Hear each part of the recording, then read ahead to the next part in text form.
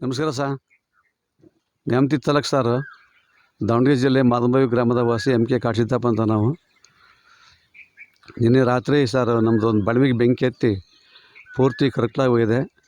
ಸುಮಾರು ಒಂದು 8-10 load sir ಮೇವು ಅಷ್ಟು, ರಾಗಿ ಹುಲ್ಲು, ಉಳ್ಳಿ ಒಟ್ಟು, ಶೇಂಗಾ ಒಟ್ಟು, ಭತ್ತ ಹುಲ್ಲು ಎಲ್ಲ ಸೇರಿ ಸರ್.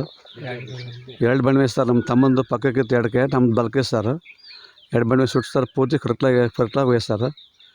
ಅದಕ್ಕೆ ಸರ್ ಈಗ ಸುಮಾರು ಅದು ಎಷ್ಟು ಲೋಡ್ ಇರುವಂಥದ್ದು ಆಗುತ್ತೆ? ಆ ಲೋಡಿಗೆ, ಒಂದು ಲೋಡಿಗೆ ಹಣ ಎಷ್ಟನ್ನು ವ್ಯಯ ಮಾಡಿದ್ರಿ ಅಥವಾ ಏನು ರೇಟನ್ನು ಆಗುತ್ತೆ ಅನ್ನೋದು?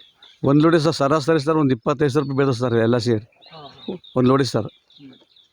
ಸುಮಾರು ಒಂದು ಅಂದಾಜು ಹಂಗಾರೆ 3-3.5 ಲಕ್ಷ ನಿಮ್ಮ ಟಾರ್ಗೆಟ್ ಅದು ಇದು ಹಾಳಾಗಿರೋದು ಅಂತ? ಹೌದು ಸರ್, ಒಂದು 2.5 3 ಲಕ್ಷ ಸರ್ ಪೂರ್ತಿ ಅಂದಾಜು ಸುಮಾರು. ಎಲ್ಲ ಪೂರ್ತಿ ಸರ್ ಏನಾಗ ಹಾಕಕ್ಕೆ ಬರಲ್ಲ ಸರ್, ಪೂರ ಸುಟ್ಟು ಸರ್ ಕರ್ಕಲಾಗೈತೆ. ಅದಕ್ಕೆ ದಯಮಾಡಿ ಎಲ್ಲ ತಹಸೀಲ್ದಾರರಾಗಲಿ, RI VA ಸರ್ಕಾರದಿಂದ ಎಲ್ಲ ಒಂದು ನಮಗೆ ಅನುದಾನ ಕೊಡಿಸ್ಬೇಕಂತೇಳಿ ನಮ್ಮ ಶಾಂತಗೌಡರಿಗೆ ನಾವು ಮನವಿ ಮಾಡ್ಕೊತೇವೆ. ಹೆಚ್ಚಿನ ಪರಿಹಾರ ಕೊಡಿಸ್ಲಿ ಅಂತೇಳಿ ಮನವಿ ಮಾಡ್ಕೊಂತೇವೆ ಸರ್.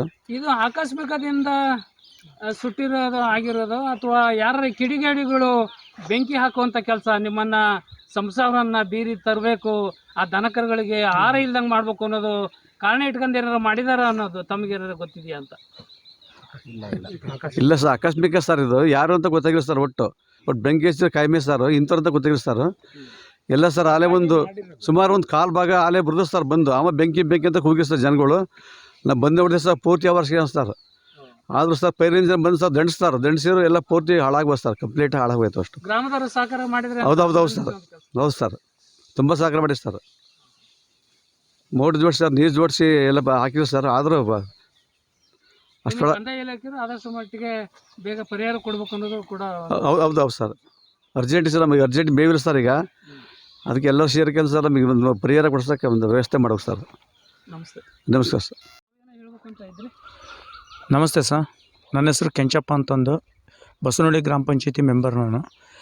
ಯಾಕೆಂದರೆ ನಿನ್ನೆ ನೈಟ್ 8:30 8:45 ಸಮಯದಲ್ಲಿ ನಮ್ಮ ಅಣ್ತಮ್ಮಳದ್ದೊಂದು ಕಾರ್ಯ ಇತ್ತು. ಎಲ್ಲ ನಮ್ಮ ಅಣ್ತಮ್ಮಳುಗಳು ಸೇರಿ ಅಲ್ಲಿ ಕಾರ್ಯದಲ್ಲಿ ನಿರತರಾಗಿದ್ದರು.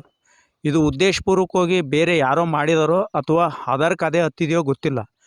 ಆದರೆ ಇವತ್ತಿನ ಬರಗಾಲದ ಪರಿಸ್ಥಿತಿಯಲ್ಲಿ ರೈತನಿಗೆ ತುಂಬ ನೋವಾಗಿರ್ತಕ್ಕಂಥ ಸಂಕಷ್ಟದ ಸ್ಥಿತಿ ಇದು.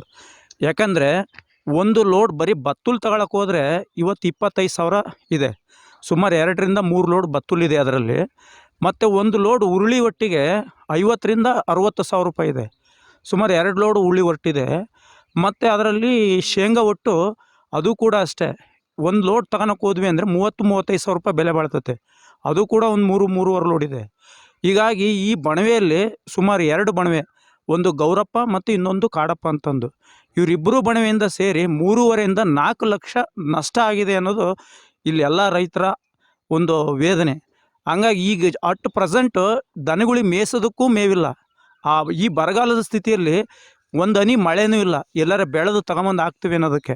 ಹಾಗಾಗಿ ದಯಮಾಡಿ ಈ ತಾಲೂಕು ಮಟ್ಟದ ಅಧಿಕಾರಿಗಳು ಮತ್ತು ಸಂಬಂಧಪಟ್ಟ ಇಲಾಖೆಯವರು ಮತ್ತು ಸಂಬಂಧಪಟ್ಟ ಕಂದಾಯ ಇಲಾಖೆಯವರು ಮತ್ತು ನಮ್ಮ ತಾಲೂಕಿನ ಶಾಸಕರಾದಂಥ ಶಾಂತನಗೌಡರು ಇದಕ್ಕೆ ಅತಿ ವೇಗವಾಗಿ ಪರಿಹಾರ ಕೊಡಿಸೋದಕ್ಕೆ ವ್ಯವಸ್ಥೆ ಮಾಡಿಕೊಡ್ಬೇಕಂತ ನಮ್ಮೆಲ್ಲರ ಆಶೆ ಆಗಿದೆ. ಇಷ್ಟು ಹೇಳಿ ನನ್ನ ಮಾತು ಮುಗಿಸ್ತೀನಿ ಸರ್.